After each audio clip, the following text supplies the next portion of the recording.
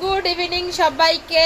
আমি এখন এই 7টা নাগাদ স্নান করে উঠলাম, কারণ দুপুরে সব ভাত ফাত খেয়ে তারপর নাক টেনে ঘুম দিয়ে দিছি। কি ঘুম হয়েছে আমার জানো না, নাক টেনে ঘুম দিয়ে এখন উঠলাম, দিয়ে এখন স্নান করলাম, কারণ শ্যাম্পু করলাম, কারণ এখন যাব হচ্ছে পুজো দিতে। আজকে মঙ্গলবার, বজরংবলীর পুজো করি আমি প্রত্যেক মঙ্গলবারে।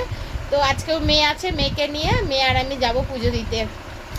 তো এখন আমরা আসলাম আমার ঘরের মধ্যে। আমার ঘরটার কি অবস্থা দেখো। এই ঘরটা যেহেতু সবসময় থাকি না, তো তো আসাও হয় না আর গুছানোও হয় না। যখন থাকি, যখন শুতে আসি বা এই করি, তখন একটু এই ঘরটা গুছগাছ করি। বাবাই যাবে তো পুজো দিতে?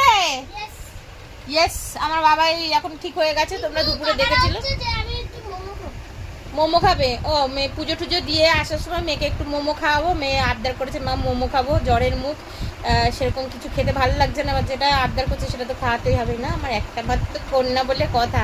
তো চলো রাতে লাইভে আসছি, টাটা।